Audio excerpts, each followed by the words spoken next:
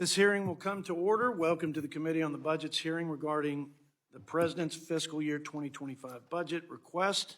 I want to welcome Director Shalonda Young, Director of Office Management and Budget.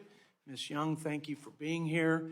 I've enjoyed working with you. You are one of the most likable people on Capitol Hill and in my experience in politics, and kudos to you. So as I've said before, I like you a lot, but I don't like the President's budget, and I'm going to outline that with respect, but probably some sharp criticism. So, but I appreciate your service to our country as a former staff person here on Capitol Hill, and now as in this very important job as the Director of OMB. So welcome back to Capitol Hill, and thank you for your time this morning.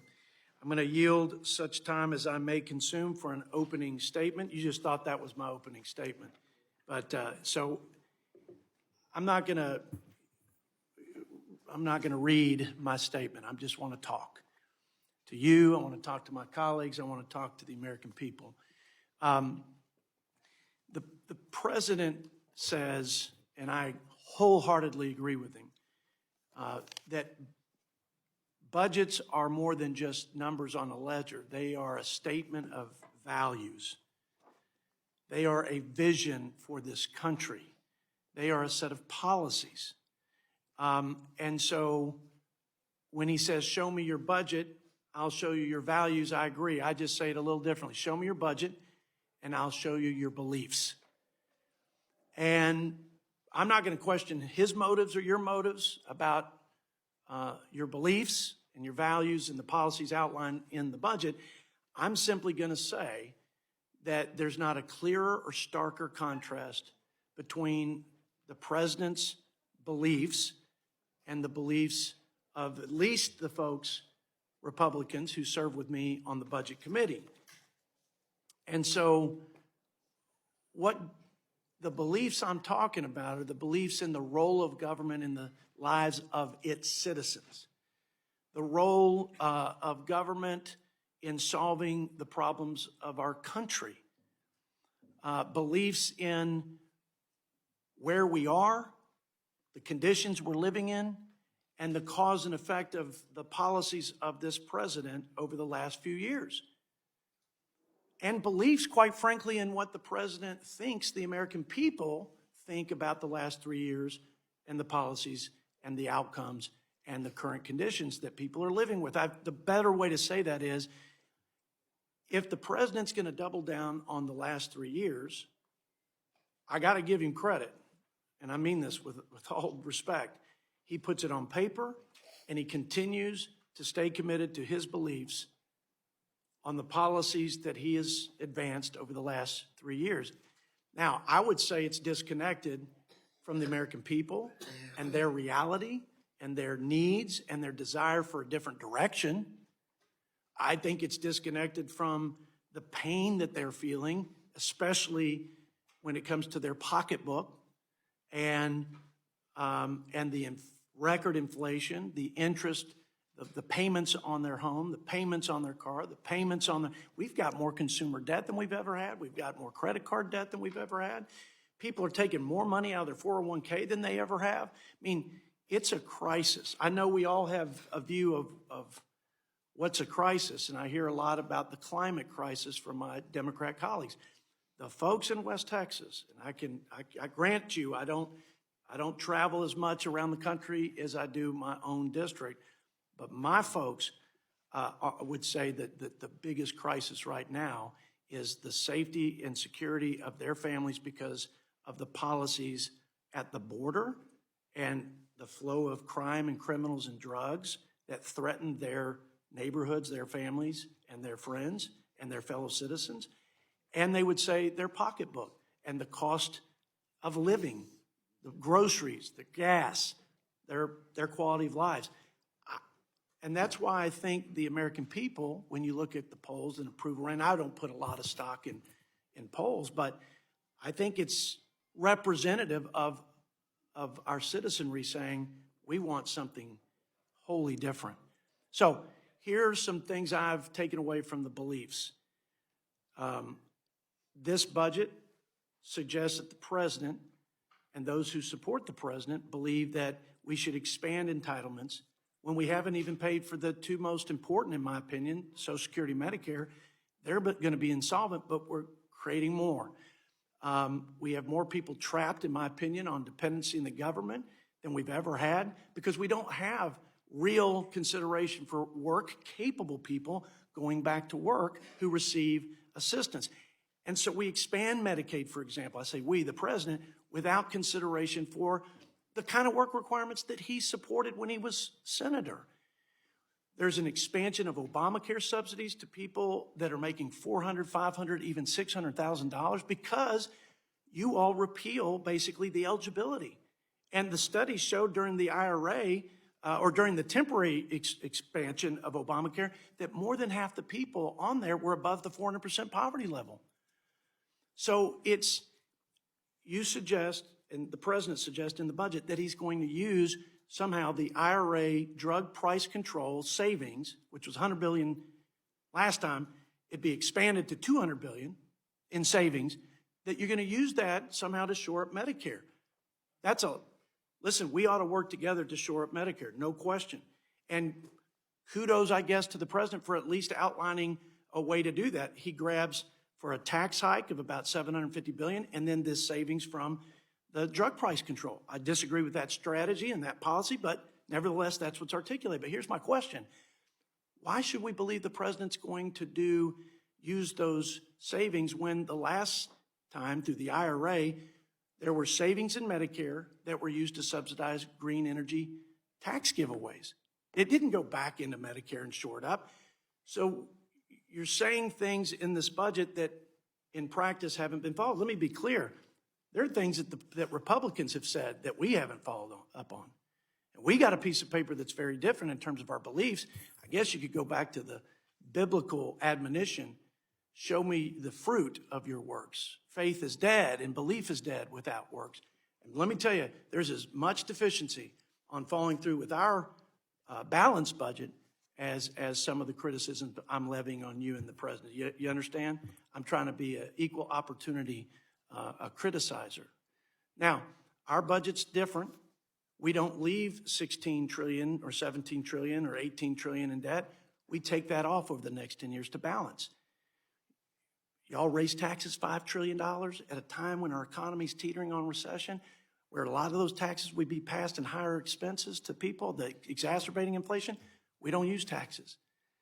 We try to reinvest and reignite growth through tax reform and regulatory reform, trade.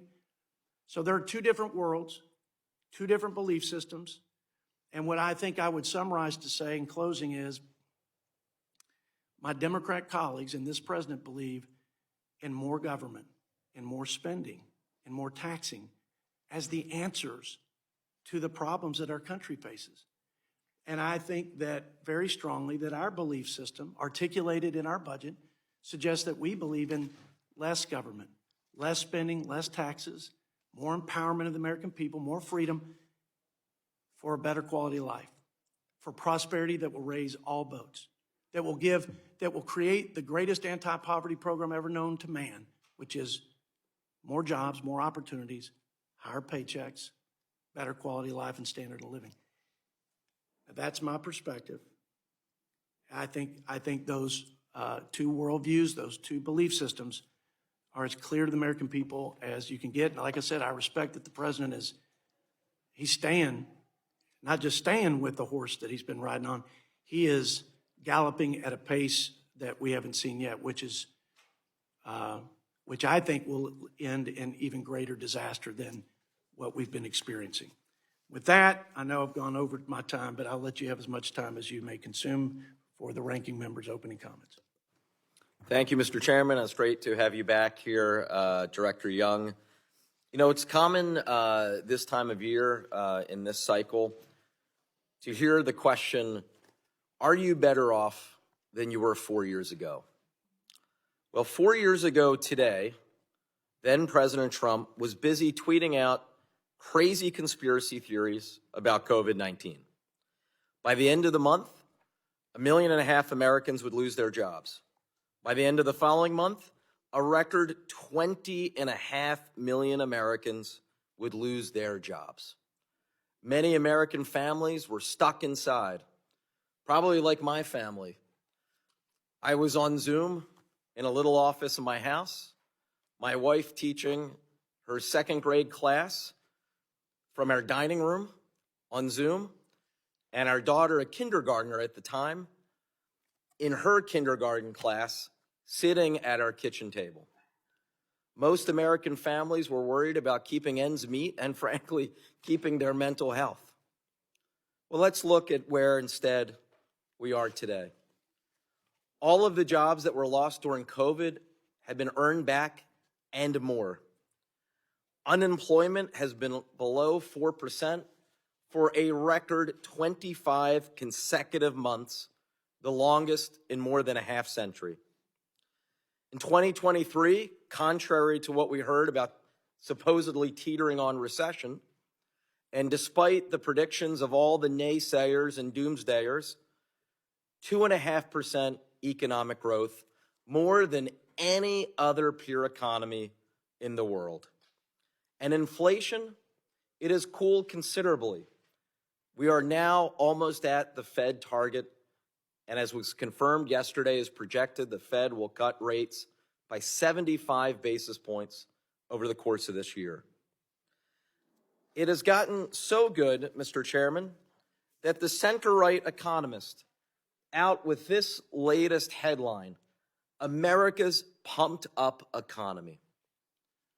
So when we consider the fact that this economy has come all the way back from the depths of where we were 4 years ago today, why in the world would we ever go back to where we were just 4 short years ago?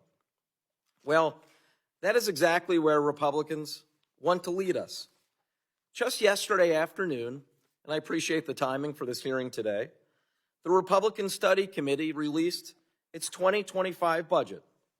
Here's what they propose: cutting Social Security by $1.5 trillion, raising the retirement age, cuts promised to benefits for those who are currently paying into the system and near retirement age, Medicare, $1 trillion worth of cuts. It would end the Medicare guarantee and turn Medicare into a premium support system. Seniors would have to fend for themselves on the open market with nothing but a coupon to offset as much of the cost of the insurance as they could find. Medicaid, CHIP, and the Affordable Care Act cut by an additional $4.5 trillion. This is the Republican budget and what they plan to do if they were to gain full control here in Washington, D.C. So, Mr. Chairman, you're right. There is a stark and clear difference between the two visions. One is a vision that would take us back to the depths of where we were just 4 years ago. The other is a vision that has literally led the world in economic growth. I look forward to hearing more about the details of both of those visions today, and I look forward to your testimony here, Director Young. Thank you. I thank the gentleman, ranking member from Pennsylvania, and in the interest of time, if any other members have opening statements, I ask that you submit it for the record. We'll hold the record open to the end of the day to accommodate those members who may not yet have prepared written statements. Now, I'd like to recognize Director Young. Again, thanks for being with us today. The floor is yours. I yield 5 minutes. Thank you, Chairman Arrington, Ranking Member Boyle, members of the committee.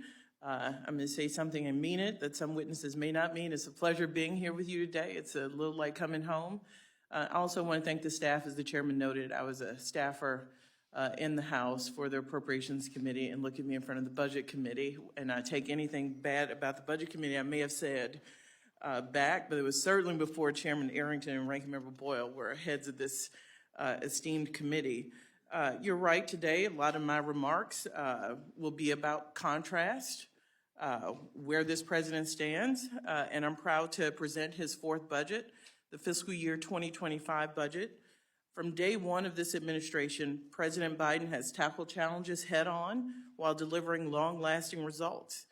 Over the past 3 years, he has overseen a strong economic recovery, amassed one of the most successful legislative records in generations, grown the economy from the middle out and the bottom up, and delivered important progress for the American people. Under the president's leadership, we've added about 15 million jobs. The unemployment rate has remained below 4% for over 2 years, a more than 50-year record, while inflation has fallen by 2/3. This administration has taken action to lower costs for working families on everything from prescription drug costs and health insurance premiums to everyday goods and services. And the president's top priority remains lowering costs for hardworking Americans. At the same time, the president has also restored U.S. leadership on the world stage while keeping Americans safe and promoting democracy here and abroad. The president has delivered this progress for the American people, all while fulfilling his commitment to fiscal responsibility. The deficit is more than $1 trillion lower than when the president took office, thanks in large part to a strong economic recovery. In addition, the president has also enacted another roughly $1 trillion in savings over the next decade through the Fiscal Responsibility Act. The president's 2025 budget details the president's vision for a more equitable, prosperous, and powerful America, with proposals for responsible pro-growth investments in the American people. The budget protects and builds on the progress made over the last 3 years and proposes additional policies to lower costs for hardworking families, including for health insurance, prescription drugs, child care, utilities, housing, college, energy, and more. These investments will help working families keep more of their hard-earned paychecks and strengthen our economy. It also invests in America and working families. President Biden has shown us that we can be both fiscally responsible and invest in America. The budget will bolster manufacturing and industry across the nation, make our communities healthier and safer, provide paid leave, support research in cancer, deliver for our veterans, cut taxes for families with children, promote a flexible and dynamic workforce, and more.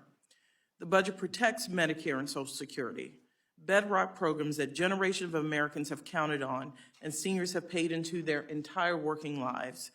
It extends Medicare solvency indefinitely by requiring wealthy people to pay their fair share toward Medicare and reducing prescription drug costs. And it reflects the president's commitment to reject any benefit cuts to Social Security, extend solvency by asking the highest income Americans to pay their fair share, improve financial security for seniors and people with disabilities, and ensure that Americans can access the benefits they earn. And in what will be a decisive decade for America and the world, this budget reflects the national security strategy by including robust investments in military readiness, our diplomatic and development tools, and honors the sacred commitment to our veterans. The budget achieves all of this while building on the president's proven record of fiscal responsibility and honoring the president's promise that no one earning less than $400,000 per year will pay a penny more in new taxes. His budget reduces the deficit by roughly $3 trillion over the next 10 years, on top of paying for new investments by cracking down on fraud, wasteful spending, and abuse, including by reducing prescription drug costs and making the wealthy and corporations pay their fair share. Thank you, Mr. Chairman. Thank you, Ranking Member Boyle. And thank you all for the opportunity to appear here today. Thank you, Director Young. We'll now move to the question and answer portion of the hearing. I yield myself 5 minutes. You mentioned that the president's policies have lowered the debt by about $1 trillion. Let's be clear here. The president was in hiding for about 100 days. Chuck Schumer swore he'd never negotiate a debt ceiling. We had colleagues on this committee saying it's reckless, we should never do it, and they were sort of the sky is falling. And because Republicans said we cannot just have a clean debt ceiling where we don't consider the $34 trillion record debt for this country, the $20 trillion that'll be added, this unsustainable fiscal path. And so Republicans, and this is the truth, I can look you in the eyes and tell you, Republicans led to bring Democrats to the negotiating table, and we actually together reduced spending year over year. And over the 10-year window, about $1.5 trillion. or something close to that. Now, I appreciate that the president and the administration worked with us, but had Republicans not pushed back, had we not led, ranking member, we wouldn't have that record. So I think the people need to understand that that's the kind of pushback and kind of political courage that Republicans and Democrats have to exercise if we're going to bring the debt down. I don't believe that the president is fiscally responsible, but not because he says he is or doesn't say he is in speeches. It's because the last 3 years we've seen $6+ trillion in new debt added to the national debt.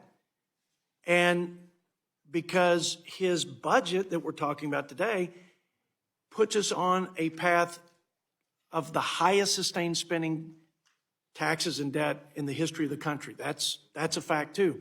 There's nothing fiscally responsible about that. Leaving an average debt of $1.6 trillion a year is not fiscally responsible. That's a deferred tax on our children. We're going to bankrupt the country. Again, there's no perfect plan, and Republicans they're not a profile in courage on reducing spending like I think is the driver of our debt.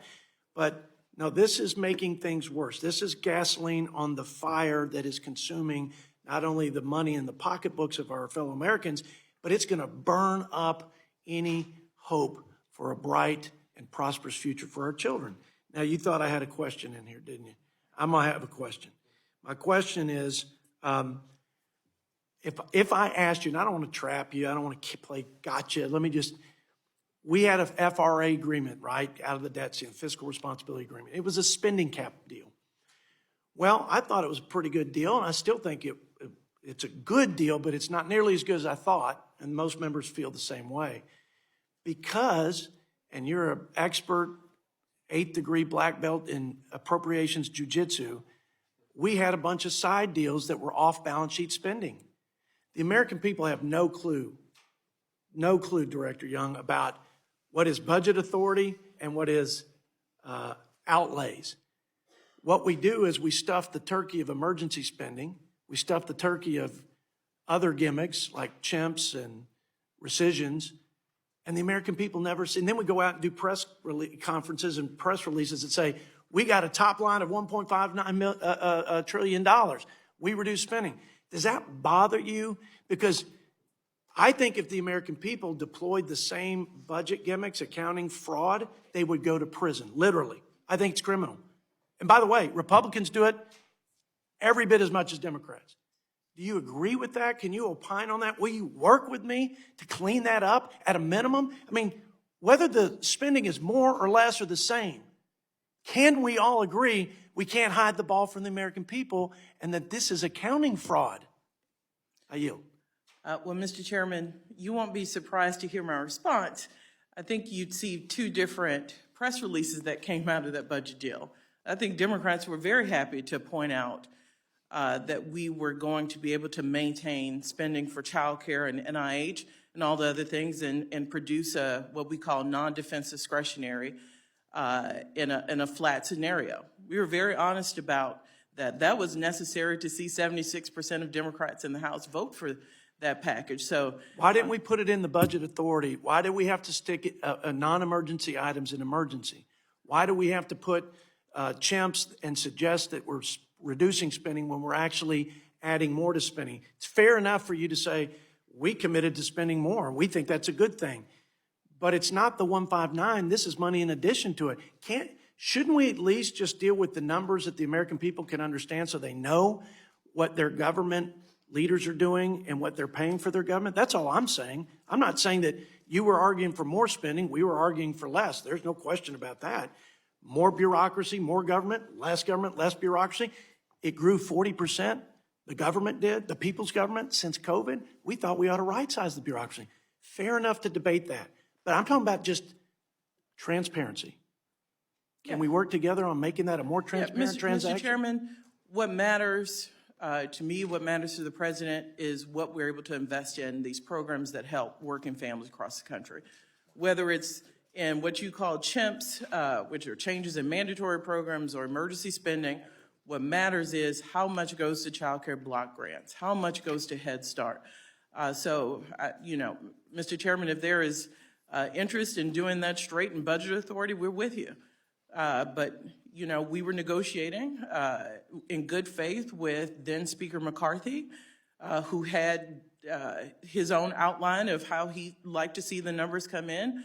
And we, as you point out, came to the table and worked out a deal. The bill you all see today and that you're going to vote on fiscal year 24 complies with that deal, but I appreciate the complaints about it.